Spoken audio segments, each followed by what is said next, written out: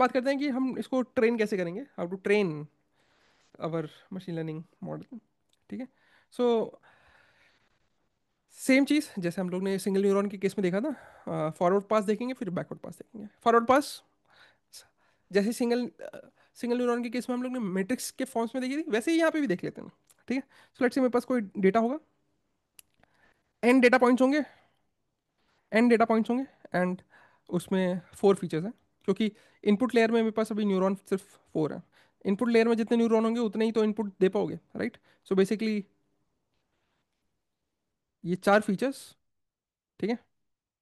सो feature one, feature two, feature three, feature four. तो किसी भी डेटा पॉइंट के लिए फीचर वन इधर जाएगा, फीचर टू इधर जाएगा, फीचर थ्री इधर जाएगा, एंड फीचर फोर इधर जाएगा, correct. Now N cross four will get multiplied with weight matrix of layer one. ठीक है। सो मल्टीप्लाई होने के बाद बनेगा क्या, मल्टीप्लाई होने के बाद बनेगा क्या। सो सिर्फ एक ith डेटा पॉइंट के लिए देख लेते हैं। एक ith डेटा पॉइंट मल्टीप्लाई होने के बाद क्या बनेगा। So this into this. So x I one, अभी आई भूल जाते हैं थोड़ी देर के लिए। So x one into W one one, x two into W one two one, x three into W three one, and x four into W four one. ठीक है। सो देख लेते हैं क्या बोल रहा हूँ। सो और this is an cross four, this is four cross three. तो बनने के बाद क्या मिलने वाला है मेरे को, एन क्रॉस थ्री मिलने वाला है, करेक्ट। ठीक है।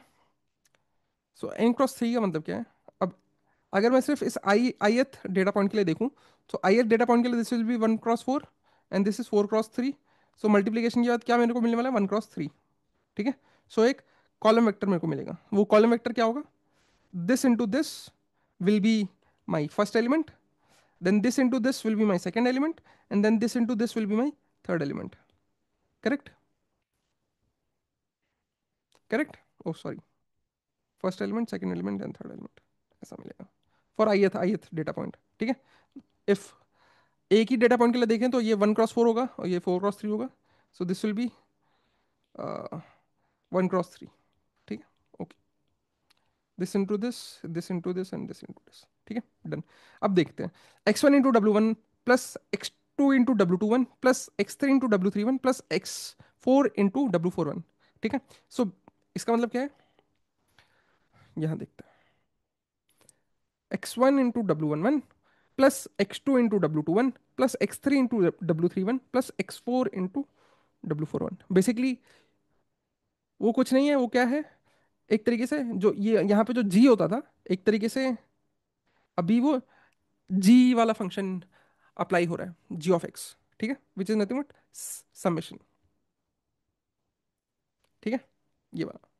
ठीक है, g of x is nothing but sum summation of डब्ल्यू ट्रांसपोज एक्स आई जे। ठीक है, कनेक्ट कर पा रहे हैं नाउ। ठीक है, वैसे ही इस वाले न्यूरॉन के लिए मेरे पास क्या आएगा, X I one into W one two, X I two into W two two, X I three into W three two, and X I four into W four two का एडिशन, का addition, का addition. ठीक है। तो यहाँ पे लिखने के लिए लिख सकते हैं। ठीक है, यहाँ पे एक जी वन वन भी होगा, यहाँ पे एक जी वन टू भी होगा, और यहाँ पे एक जी वन थ्री भी होगा। सिमिलरली यहाँ पे एक एफ टू वन होगा, यहाँ पे एक एफ जी टू टू होगा, और यहाँ पे एक जी टू थ्री होगा। ठीक है, वैसे यहाँ पे एक जी थ्री वन होगा, और यहाँ पे एक जी थ्री टू होगा। ठीक है, समझ में आ रही बात। सो अभी जी वन वन, जी वन टू और जी वन थ्री हमें मिल जाएगा। ठीक है। सो अल्टीमेटली हमें जो भी मिला, ठीक है, सो ये थोड़ा सा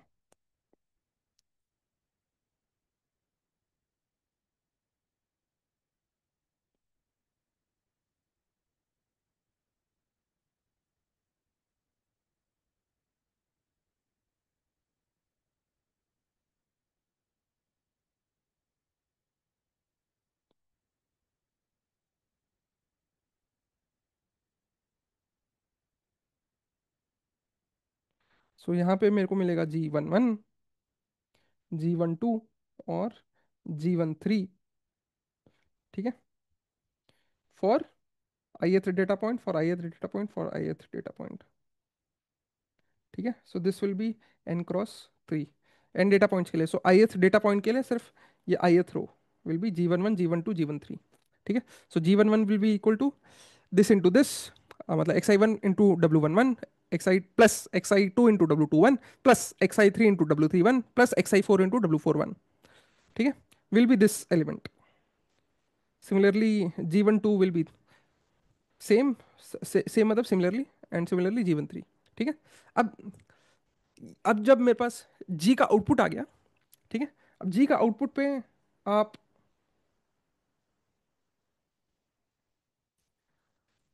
एक्टिवेशन फंक्शन अप्लाई करेंगे। ठीक है, so this is nothing but activation function,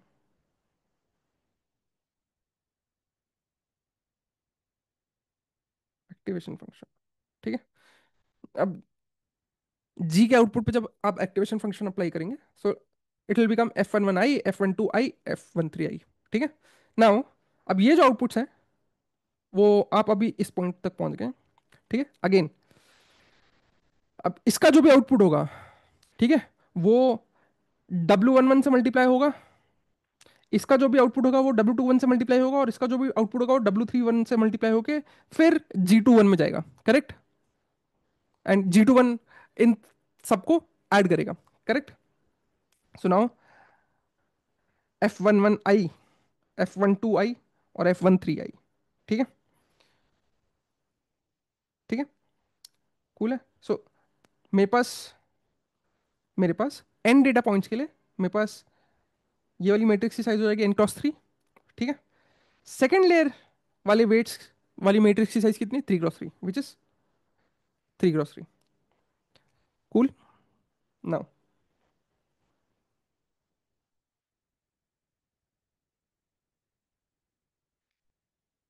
F11 का जो भी आउटपुट होगा, F12 का जो भी आउटपुट होगा और F13 का जो भी आउटपुट होगा, ये सब जाएगा F21 में।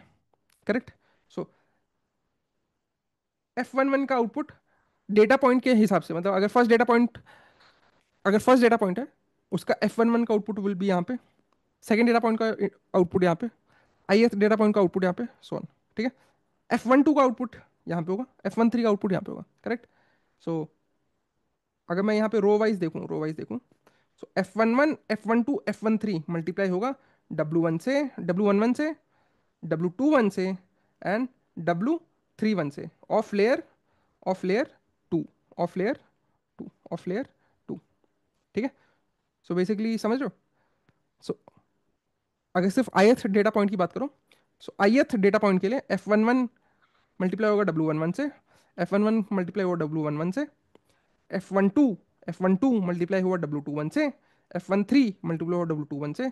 ठीक है, एंड ठीक है, ठीक है, एंड इट विल गिव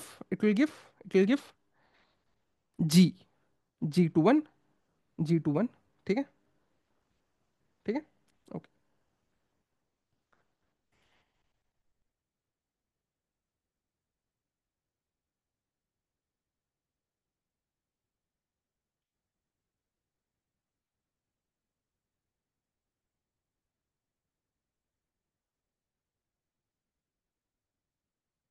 ठीक है, सो ये जो भी होगा,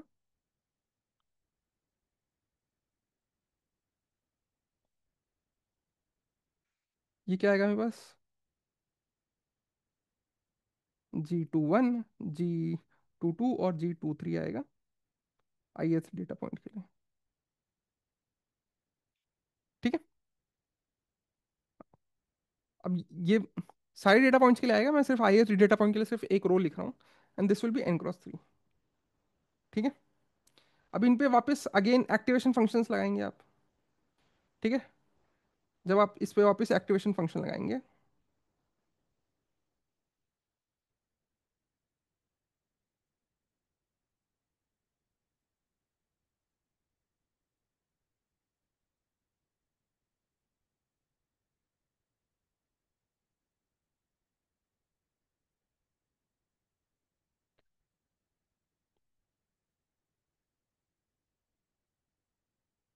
इस पे जब आप वापस एक्टिवेशन फंक्शन लगाएंगे, देन इट विल बिकम। सो अब इस यहाँ पे आउटपुट क्या जा रहा है, यहाँ पे इनपुट क्या जा रहा है देखना। ठीक है, W11 टाइम्स F11 का जो भी आउटपुट होगा, ठीक है, W21 टाइम्स F12 का जो भी आउटपुट होगा, W31 टाइम्स F13 का जो भी आउटपुट होगा, ठीक है, इन सबका एडिशन G21 करेगा, और एडिशन करने के बाद G21 F21 को दे देगा, करेक्ट। एंड F21 अब उस पर एक्टिवेशन फंक्शन लगाएगा, और F21 फिर फाइनल आउटपुट देगा। ठीक है, ठीक है। सो सेम चीज, अब अगेन सेम चीज, this will be n×3, and then जो ये वाला वेट मैट्रिक्स है, ठीक है, थर्ड लेयर पे दैट, उसके अंदर कितने नंबर ऑफ वेट्स होंगे, 3 × 2, correct. So this n×3 and 3×2 will get multiplied, will get multiplied, will get multiplied, ठीक है, and then will give again n×2।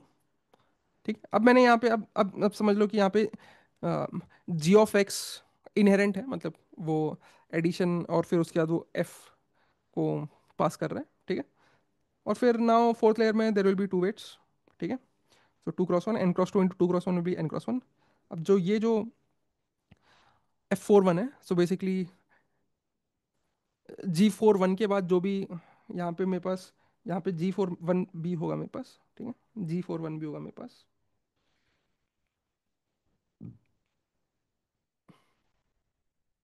ठीक है।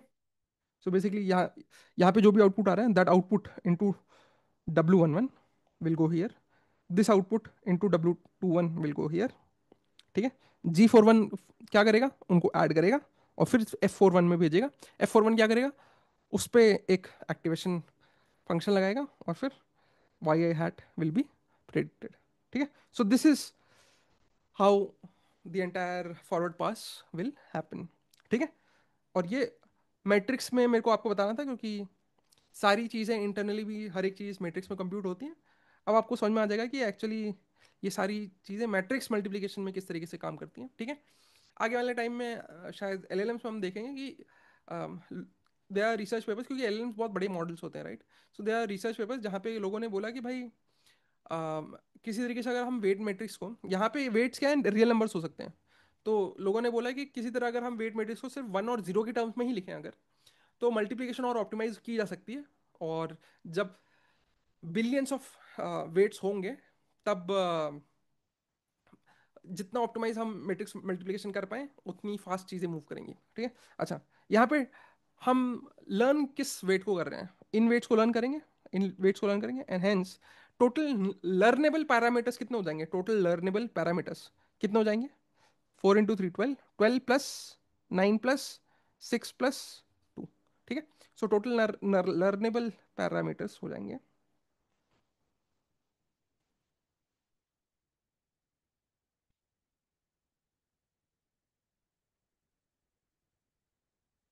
टोटल लर्नेबल पैरामीटर्स और weights is nothing but 12 plus 9 plus 6 plus 2, ठीक है, which is nothing but 15 20 29, ठीक है, I think सही है।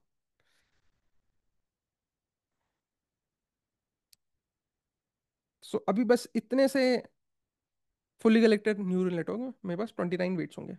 अब थिंक ऑफ सिचुएशन, जब हम LLMs की बात करते हैं, तो वहाँ पे जब 1 बिलियन पैरामीटर या 2 बिलियन पैरामीटर्स की बात करते हैं, तो ये जो मॉडल है वो कितना कॉम्प्लेक्स मॉडल होगा, कि उसमें टोटल नंबर ऑफ पैरामीटर्स कितने हैं, 1 बिलियन, 2 बिलियन, राइट। सो देखेंगे आगे चल के LLMs में, ठीक है। अब बात करते हैं how to train MLP, right, how to train MLP। I think this video will be bigger. Let's talk about how to train MLP in next lecture. See you. Bye.